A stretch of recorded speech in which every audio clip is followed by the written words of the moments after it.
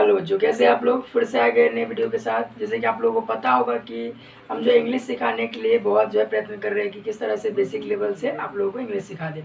तो उसी तरीके से हमने नाउन से स्टार्ट किया था और आज हम आ गए प्रेपोजिशन पर, ठीक है। और आज हम बात करेंगे कि आखिर जो प्रेपोजिशन होता क्या है।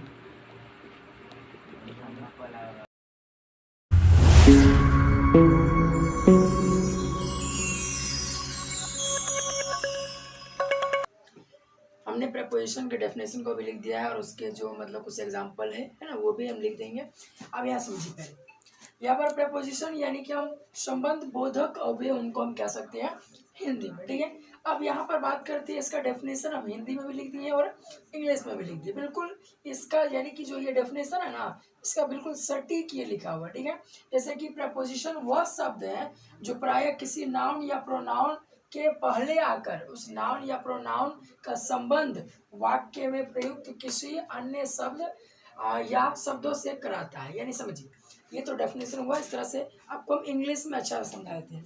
क्या कर रहा है कि preposition is a word. Preposition क्या है? वर्ड है यूजुअली प्लेस्ड, यानी यूजुअली इसका प्रयोग करते हैं प्लेस बिफोर ए नाउन और ए प्रोनाउन। इसका यूज करते हैं किसकी जगह पे? प्लेस मतलब जगह, किसकी जगह पे? या बिफोर मतलब तो पहले, यानी किसके पहले? तो नाउन के पहले और प्रोनाउन के पहले। ध्यान रखेंगे टू शो इट्स रिलेशन, किसी क्या चीज को दिखाने के लिए? शो मतलब दिखाना, रिलेशन को, रिलेशन मतलब संबंध, अभी बताए थे संबंध, है ना। टू सम अदर वर्ड या वर्ड्स में कुछ जो अलग अन्य जो वर्ड होंगे या जो वाक्य आप कह सकते हो, वैसा शब्द होता है वर्ड का मतलब, यानी जो भी वाक्य हो या शब्द हो उनको संबंध दिखाएगा अलग अलग, ठीक है। अब चलिए, अब यहाँ देखिए क्या कह रहे हैं कि इन का मतलब मैं, इनटू मतलब में, और ऑन मतलब पर और एट मतलब बिफर, इस सब का अलग अलग है, ठीक है। अब इसके एग्जांपल के जब अगर मान लीजिए इसके एग्जांपल को जब देखेंगे ना, तो हमें क्लियर हो जाएगा कि किस तरह से इसका यूज करेंगे। जैसे आप इसको याद कर सकते हैं, कैसे याद करेंगे? इन मतलब में, इनटू मतलब में, ऑन मतलब पर, एट मतलब पर, ऑफ मतलब का, के, अमॉन्ग मतलब के बीच, बिटवीन के बीच, अंडर के नीचे, आफ्टर के बाद, बिफोर के पहले, फोर के लिए, और अप ऊपर, टू की ओर, फ्रॉम से, विथ साथ, विदाउट के बिना, बिलो बिलो के नीचे, नियर के पास, बाय के द्वारा, अबाउट के बारे में, ठीक है। उसी तरीके से आपको हम एक दो का जो एग्जांपल पहले बता देते हैं, फिर जाकर के हम लाइन बाय लाइन देखेंगे, ठीक है। चलिए चलते एग्जांपल पे। अब चलिए कुछ प्रेपोजिशन है उसको हम एग्जांपल के तौर पे समझते हैं और पूरा डिटेल में देखिए कैसे पता करेंगे। जैसे कि एक होता है टू, ठीक है, और एक होता है फ्रॉम। यहाँ ध्यान दीजिएगा, टू का मतलब अभी आप देखिए हिंदी में की और फ्रॉम का मतलब अभी आप देखिए से, ठीक है। इन दोनों का जो यूज करते हैं ना, इन दोनों का यूज करते हैं हम कह सकते हैं डायरेक्शन के लिए। अब बोलिएगा डायरेक्शन क्या होता है? देखिए अगर आपको अगर डायरेक्शन का मतलब नहीं पता है तो फिर बहुत दिक्कत है। डायरेक्शन मतलब तो दिशा, कोई भी दिशा को दिखाने के लिए हम किसका यूज करेंगे? तो टू और फ्रॉम का। आप देखते होंगे नॉर्मली सब लोग यूज करते हैं, जैसे कि I am going to Delhi, है ना, I am going to Patna, we are going to Mumbai. यानी क्या, जब अगर कहीं जाता है कोई किसी और जाता है तो क्या यूज कर लेता है? टू। लेकिन उनको तो ये नहीं पता है कि जाने के लिए टू और आने के लिए क्या लगाएंगे? आने के लिए भी टू लगाएंगे। अगर मान लीजिए मुझे ये कहना पड़ जाए कि मैं दिल्ली से आ रहा हूँ, तो I am going to Delhi, बिल्कुल नहीं हो जाएगा। या I am coming to Delhi, कैसे होगा?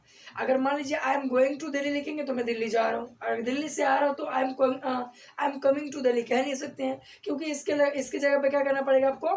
फ्रॉम, कि I am coming from Delhi या I am coming from Patna, ठीक है। इस तरह से यहाँ देखिए इसका यूज करेंगे डायरेक्शन के, अगर किसी और जाते हैं तब। कुछ टेक्निकल इशू आ गए थे इसलिए जो है रुक गया था वीडियो। चलिए इसको समझते हैं। तो अभी हम बात किए थे कि फ्रॉम का यूज करते हैं जब अगर कहीं मतलब डायरेक्शन के लिए कहीं से आते हैं तो, और विथ का यूज करते हैं जब कोई चीज के साथ में अगर हम काम करते हैं या कोई चीज के सहारे करते हैं तब। जैसे अभी बताए थे, मैं दिल्ली से आ रहा हूँ तो I am coming from Delhi. मैं कलम से लिख रहा हूँ, क्योंकि कलम से लिख रहे हैं तो सटे हुए हैं, लेकिन दिल्ली से क्या हुआ है? अलग हो रहे, अलगाव वाला बात हो रहा है, तो हम फ्रॉम यूज करेंगे। लेकिन जहाँ पे सटे वाला बात हो वहां पे हम क्या यूज करेंगे? विथ यूज करेंगे, ठीक है। चलिए अब एक और देख लेंगे, जैसे विथ और फ्रॉम हो गया। एक और देख सकते हैं, जैसे कि हम कह सकते हैं विदाउट, यानी इसका मतलब होता है के बिना। ठीक है। आपको अगर ज़्यादा बताएंगे तो फिर बाउंस कर जाएगा, इसीलिए थोड़ा कम ही बताएंगे, क्योंकि इसको हम 1 से 2 वीडियो में नहीं चलेंगे, ठीक है, एक नहीं कम से कम 2 या 3, ठीक है। तो अब आते हैं विदाउट। विदाउट का मतलब होता है के बिना। अब जैसे हम यहाँ पर अगर बोल दें कि आई एम राइटिंग, मैं लिख रहा हूं, ठीक है, विदाउट पेन, ठीक है। अब लिखा नहीं सकता पेन के बगैर, लेकिन हम एक बात करें, ठीक है, यहाँ पर कहेंगे कि पेन, यहाँ पर हो गया के बिना लिख रहा हूं मैं, यहाँ पर वैसे कहेंगे मैं लिख रहा हूं कलम के बिना, ठीक है। आप जैसे देखिए यहाँ पर एक और बना सकते हैं, आप कुछ भी बात करने के लिए ही होता है प्रेपोजिशन, जैसे कि I am teaching without you, मैं आपके बिना पढ़ा रहा हूँ, है ना। I am talking without you, मैं बात कर रहा हूँ आपके बिना, ठीक है। I am going to Patna without you, मैं आपके बिना पटना जा रहा हूँ। अगर इस तरह से अगर सेंटेंस रहेंगे तो किसका यूज करेंगे, विदाउट का। आपको चल रहा है पता। अब यहाँ पे आपको हम पहले हम बता दिए हैं टू, फिर बताए हैं फ्रॉम,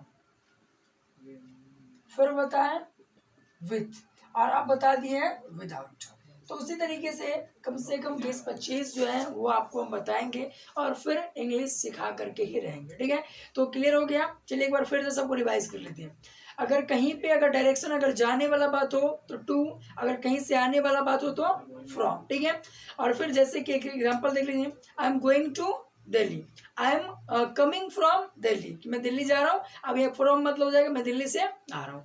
अब आता है विथ। विथ का हिंदी वैसे होता है साथ, लेकिन यूज करेंगे से। जैसे मैं कलम से लिख रहा हूँ तो I am writing with pen, मैं कार से आ रहा हूँ, I am coming with car, आ रहा समझे। अब आता है क्या, फ्रॉम हो गया, विथ हो गया, टू हो गया। अब आता है विदाउट, ठीक है।